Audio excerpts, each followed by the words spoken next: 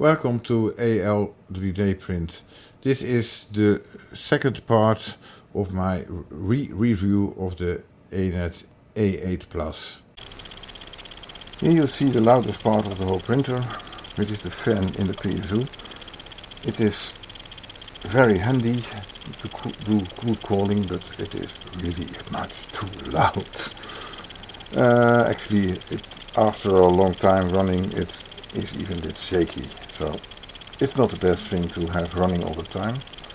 Also, it's blowing a lot of air here around, so as you have seen on the earlier review, I already made a special shroud so the wind does not blow on the printed part. I can still open it a little bit more if I want to keep a bit more out, but it's just enough normally to keep it like this. So the wind is going here and to the back, where I normally don't sit because it's enclosed. So it's a bit better system like this, and it doesn't cool the print off from the wrong direction. I really love the display that is movable around, so I have it a bit out of the printer, so I can just use it. And of course I'm using Octoprint most of the time, so I don't use it more than just for preheating and maybe cancelling the print or stopping it. Here you also see the back of the printer, where you see the tensioner. It needed sometimes a new tension, but that's not daily work. I don't know how many times, maybe 4 or 5 times over the whole year I maintained this over it, so that's probably okay. And here you see also see the special sock I made and the shroud. You also notice here a little extra cable thingy just to unplug it, as I use only use for the fan and the LED lights. So when it's standing by, then the lights are off and the fan is off, but the printer is ready to be used very fast because it's powered on all the time and connecting still to Octoprint. So I can do a preheat and then turn it on, or use the extra power. And anyway, so because the PSU can be off and it's running off the batteries or the extra PSU that I have. Actually, the batteries are run from solar power, so that's no problem here. So what are the biggest problems with this printer? Actually, not a lot. It's a bit loud, like with the fan, and the motors are not silent, so I hear them all the time. Also when it's printing, it's making noises, which is quite normal with this mainboard and with the stepper drivers. I have another one which I replaced the mainboard with MCAS with silent stepper drivers, and that is totally silent, so it might just be worth the effort and the money to change that mainboard out if you want to be silent, because here it's enclosed in a way you don't hear it that much. The other things, well, not a lot of problems actually. It's just working. It's been very solid all this time. I really love that the bed is heating all over the bed, so not just a little bit of it. It's pretty fast, also in preheating, and it's just working. So what can you say about that? It doesn't need a lot of adjusting for the bed like some other people seem to have a problem with. The only thing that you need is to check if these are on the same height still, because that will be a problem if you don't check it, because then of course the printing head will be like this, moving all the time, which is not that flat, and if you adjust then the bed to that, then you get bad prints. And yes, I really like this printer. Here you see the other view of this wedging system. So I got two pretty flat wedges. So this one is flat in this direction, this one is flat here, and they are just wedges and cannot move because of this. I think I already put them on Thingiverse as well, or at Code 3D. to download if you want. And this Z on the right is just going to it, and you see here a line where it stops. So it cannot go down, no way to go down, and it will just be visible to it higher. Normally this printer is higher, some other printers are going down more normally, but will be stopped by this wedging, so that's why it's pretty strong. Also here you see the cables that I use for the 24 volts connecting to the backup power system, which also is solar powered. So now I'm going to lower it. So just go to auto home.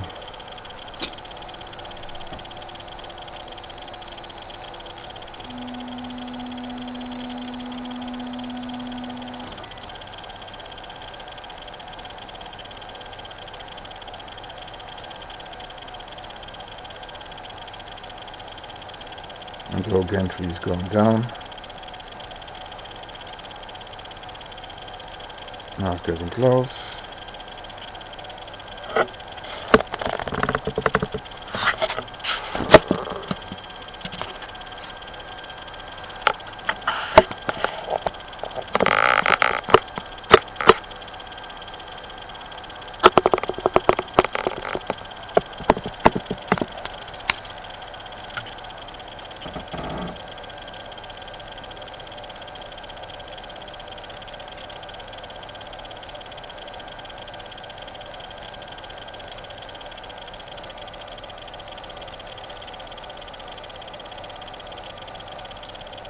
And as you can see, it's down, but not entirely, so I can just move the motor a little bit until it gets down.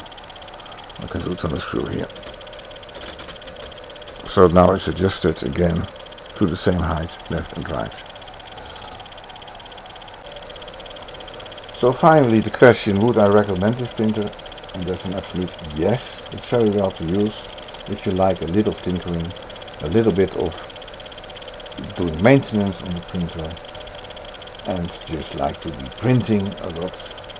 It's working very well, keeps on working very well. It doesn't have a lot of play, everything is more or less stuck all the time with printing. So yes, I love it. It's a very good printer, especially for the price. Of course, it's not as good as an ET5X for some applications, but it's very well, very fast, and just working. Just a good printer. A little comparison with other printers. The A8, the normal E8, so this is the A8 plus, that the normal E8 is smaller and is also not steel. I like this better in many regards. Of course, the A8 is more silent because it doesn't have the fan in the for the cooling of the PSU. This one is also 24 volts, which is better in many cases than the 12 volt, lower current to the steppers and also lower current to the heaters, which is very good. It does not need extra electronic things like you have on the E8. Many times people get extra MOSFETs. The light is easier to make with 24 than with the 12 volt.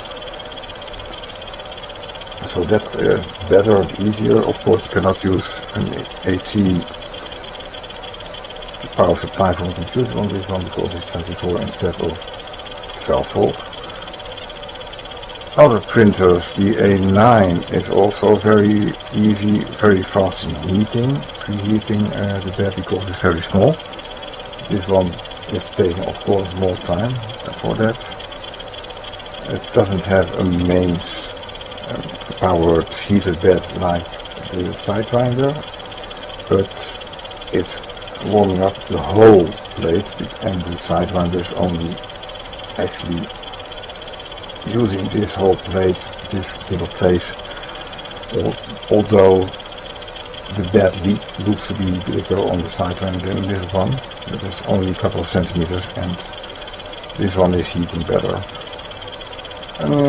For the rest, the sideliner is faster with the other extrude as it has, so better suited for 0.8 nozzles. Like I said, this one is using 0.5. I also use one with 0.4 nozzle on the A8 Plus, but it's not very suited for 0.8 or 1.2 millimeter nozzles here, because the extruder cannot cope with that, and it would also be a problem with the power that is required for a bigger heater for another nozzle. So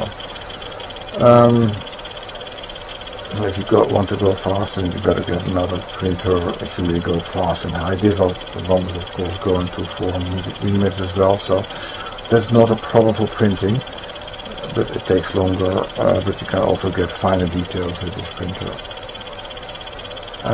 For the rest,